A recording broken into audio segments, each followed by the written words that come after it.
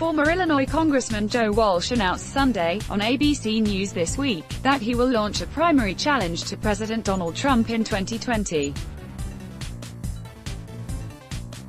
Walsh, a talk radio host, is the second Republican to throw his hat in the ring, the first being former Massachusetts Governor Bill Weld, who announced his bid back in April. Walsh was asked by host George Stephanopoulos if he has decided to primary Trump, and the former Tea Party congressman said, "Yes. I'm going to run for president. No surprise. We've got a guy in the White House who is unfit, completely unfit to be president, and it stuns me that nobody stepped up." Breaking, "I'm going to run for president," former Republican Tea Party Congressman Joe Walsh announces on This Week ABC.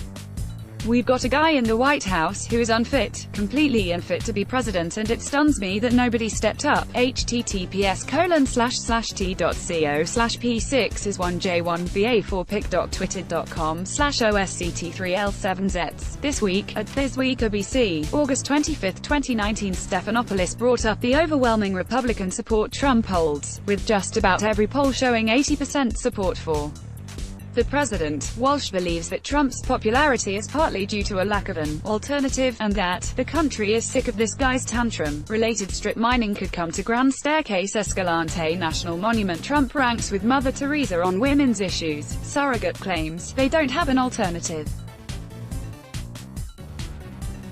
"I'm running because he's unfit. Somebody needs to step up and there needs to be an alternative.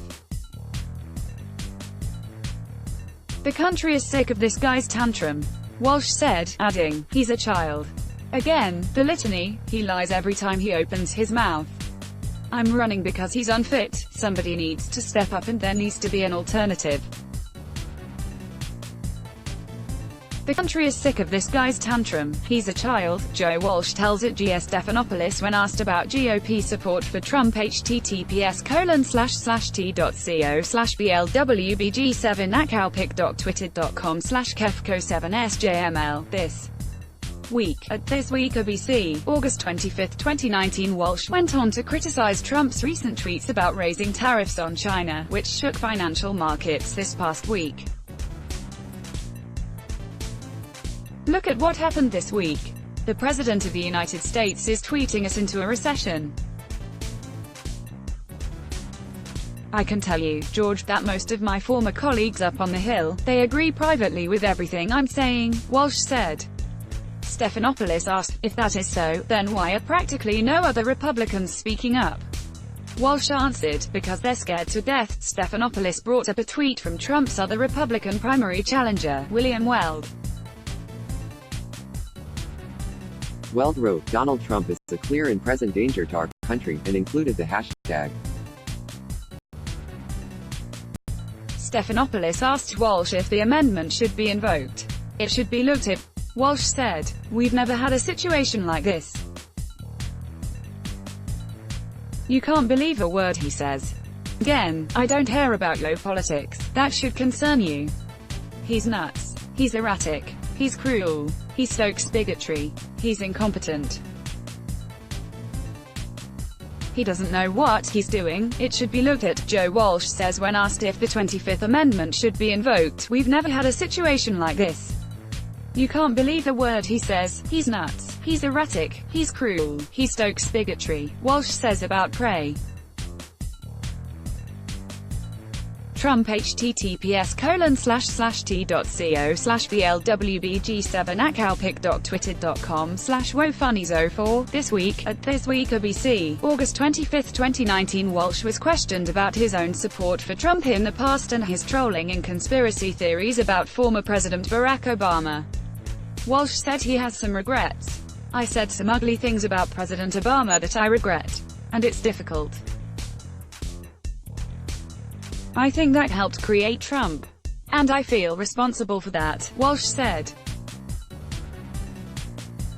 It's clear that Walsh knows he needs to do a mea culpa about his past statements in order to stand apart from Trump.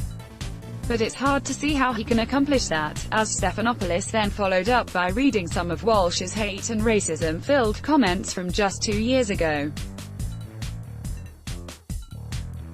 Stephanopoulos said, "You did provide aid and comfort for the kind of things he was saying.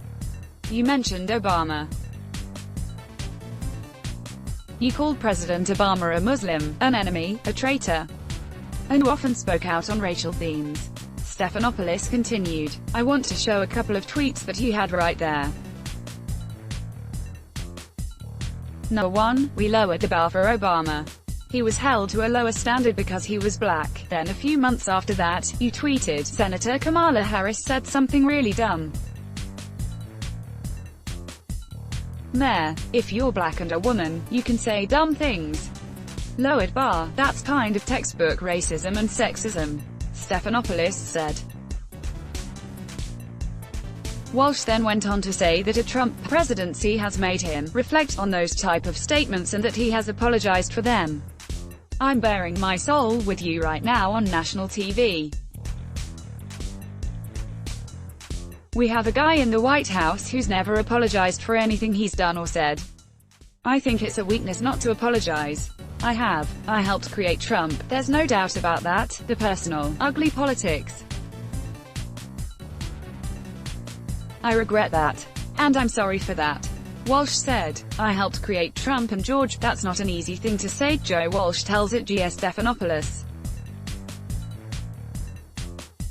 Quote, "I went beyond the policy and the idea differences and I got personal and I got hateful. I said some ugly things about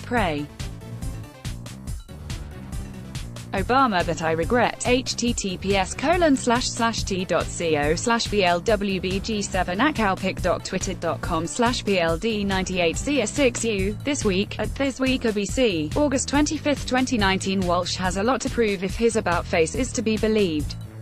He talks about what Trump's presidency has shown him that has made him apologize. But another lesson of the Trump presidency could be how expansively gullible the American electorate might be. Is that Walsh's real takeaway from what he's witnessed over the past 3 years, and does he see his own opportunity to exploit it? His quick change or heart should make one wonder if his motives are truly authentic.